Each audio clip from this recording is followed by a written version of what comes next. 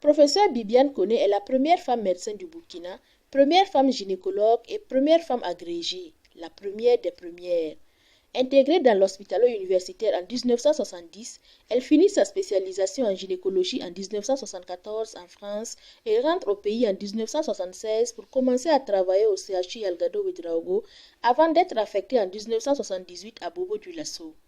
De retour à Ouagadougou en 1982, elle devient enseignante à l'université, chef de département de la gynécologie, puis chef de service de la maternité du CHU Elgado Ouédraogo. Après 36 ans de service dans le public, professeur Bibiane Koné, la patronne comme l'appellent ses anciens élèves, décide de fonder son entreprise sanitaire, la clinique Moussa Koné, en définissant clairement ses objectifs. La retraite étant proche, je me suis dit, vu les conditions dans lesquelles on travaille dans le public burkinabé, dans les hôpitaux publics et tout ça, en ce temps-là, les conditions sont telles que vous ne pouvez pas donner tout ce que vous avez appris. Vous êtes obligé de faire ajuster le travail en fonction du matériel, en fonction du temps, en fonction du bloc.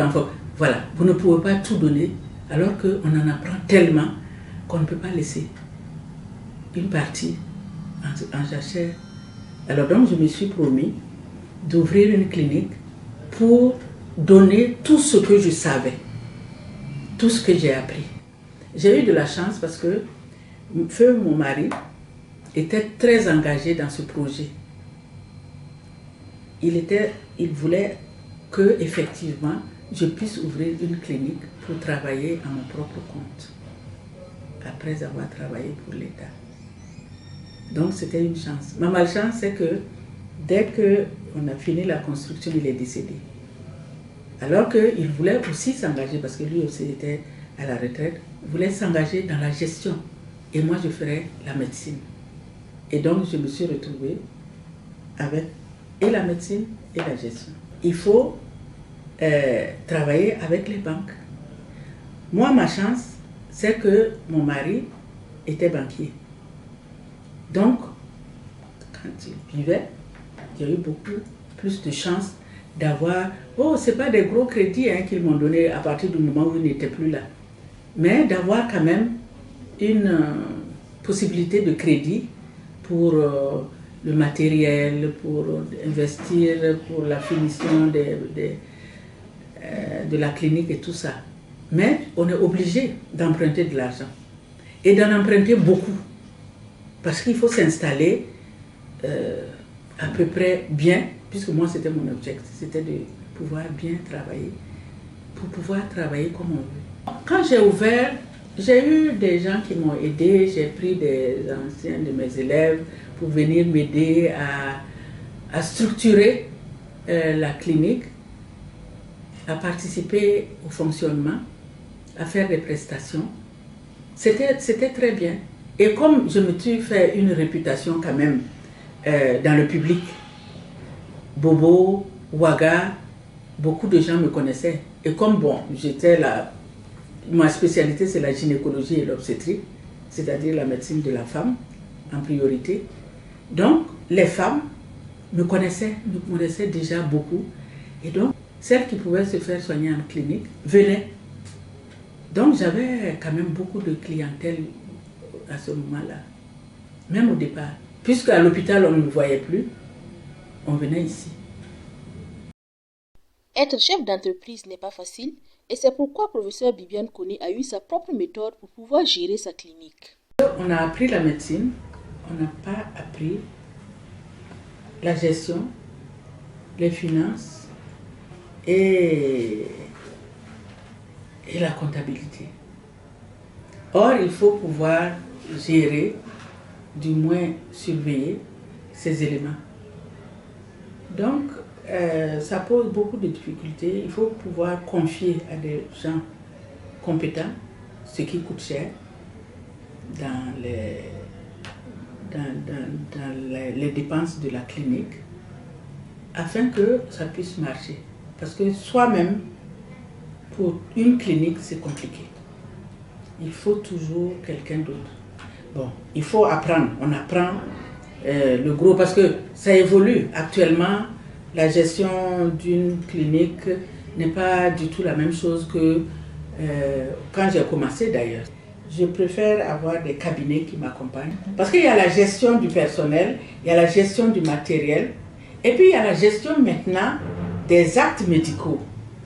Donc il y a tout ça, ça fait beaucoup de choses.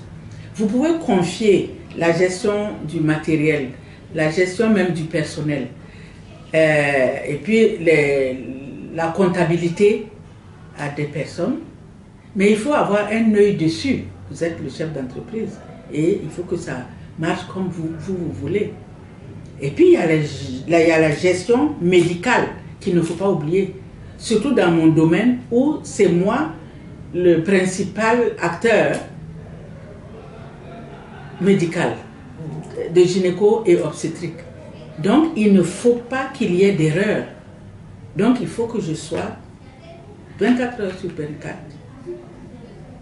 sur la qualité des prestations pour qu'il n'y ait pas d'erreur possible. Professeur Koné a su faire sa réputation. Ses collaborateurs et ses patients lui reconnaissent ses valeurs de dévouement pour rendre service à travers cette clinique. Professeur Koné, c'est mon maître. Nous avons bénéficié de ses enseignements depuis l'université et actuellement, nous travaillons avec lui en tant qu'employé, en tant que médecin. Donc, la collaboration est vraiment très franche, ouverte et nous travaillons pratiquement tous les jours sans exception donc pour le bien de nos patients. Ici, je ne peux pas ne pas dire que c'est une clinique à vocation d'abord gynéco-obstétrique. Donc, nous nous occupions de la santé de la mère et de l'enfant. Et en plus de cela, donc, nous avions appris à ses côtés donc, à soigner à la fois la maladie et à soigner le malade. C'est la rigueur dans le travail. Une femme assidue, rigoureuse, et c'est une mère de famille qui se bat pour à la fois le bien-être de tous ceux qui sont avec elle. Je travaille avec le professeur en tant qu'agent à l'hôpital Yalarado. Elle est exigeante, elle veut qu'on soit vraiment correct dans le travail. Elle veut la discipline dans le travail. Oui. Quand j'arrive premièrement, il y a le sourire de la dame qui m'accueille. Elle me salue, je réponds. Elle me demande après ma famille, la santé. L'accueil y est, oui. Surtout avec mon docteur Koné. Je suis satisfaite. Je pense que les prestations sont bonnes parce que déjà depuis Abidjan, on m'a recommandé la clinique Moussa Koné. Du coup, je n'ai pas hésité avant de venir. De l'expérience, professeur Koné Anna, et de sages conseils aussi, elle s'est donnée aux jeunes médecins pour réussir dans cette noble mission. Je dis toujours aux jeunes, c'est très difficile l'entrepreneuriat sanitaire à partir du moment où vous n'avez pas encore forgé votre statut de médecin. Quand on a fini les études, on a fini la spécialité, c'est bien. Mais il faut se forger un statut de médecin avant d'entreprendre. Le forger où? Peut-être dans le public ou dans le privé. On a le savoir, mais c'est le savoir-être qui est très important en médecine. Et puis il y a le savoir-faire. Alors, le savoir, on l'a. Après 10 ans de médecine, plus 4 ans ou 5 ans de spécialité, ça fait 15 ans quand même d'études. Je ne crois pas que dans une autre branche, on fasse toutes ces années pour sortir dans sa spécialité. Donc, c'est des gens qui ont un savoir très très important. Mais quand je vois les jeunes qui viennent pour faire des prestations avec moi et tout, je leur dis toujours, c'est bien, vous avez réussi, vous êtes jeune, mais maintenant, il vous reste à être médecin. Il faut que les gens vous considèrent comme un bon médecin. C'est cette réputation qu'il faut se faire avant de commencer dans le privé. Alors donc, on ne peut pas faire 15 ans d'études et puis qu'on ait des doutes sur vos capacités de médecin. Et ça s'apprend. On n'a pas l'occasion de l'apprendre pendant les études parce qu'il y a trop d'étudiants par rapport aux enseignants, parce que c'est sur modèle souvent qu'on apprend. Le modèle a trop à faire et on n'a pas la capacité de le faire.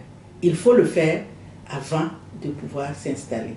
Et donc, il faut avoir vu faire et puis apprendre à faire. Au niveau de la communication, vous ayez des qualités de communication qui font que les gens sont apaisés quand ils viennent à vous. Parce qu'en général, quand quelqu'un est malade, à part les urgences extrêmes, il y a quand même au moins 70% de psychologiques. Ils ne savent pas très bien ce qui se passe, ils sont anxieux et tout ça. Si vous arrivez à les apaiser et à les soigner, c'est fini, vous êtes le bon médecin. Vous les avez bien accueillis, il y a une empathie, ils sentent que vous voulez les sortir de là. Vous êtes en même temps le bon médecin. Et vous allez voir, ils viendront toujours vous voir. Ils diront à leurs voisins, je connais un bon médecin, c'est celui-là. Et ils viendront voir. Et je donne comme modèle à mes jeunes médecins que je reçois. Je dis, j'avais un médecin ici. Les gens téléphonaient pour savoir quel est son jour de garde pour pouvoir amener un patient. Ça veut dire qu'on l'a déjà considéré comme un bon médecin. Lui, il est tranquille. Alors donc, ce qu'il y a à rechercher, c'est le statut de bon médecin avant de se mettre dans l'entrepreneuriat. Ça peut s'apprendre après les études, ça peut s'apprendre dans le public comme dans le privé. Professeur Bibiane Koné a eu une carrière bien remplie. Pour elle, ses objectifs ont été atteints dans ce choix de faire autrement la médecine à travers son entreprise sanitaire. Elle a en vue des projets de restructuration et d'ambition de sa clinique Moussa Koné, mais qu'elle nous dévoilera au temps opportun.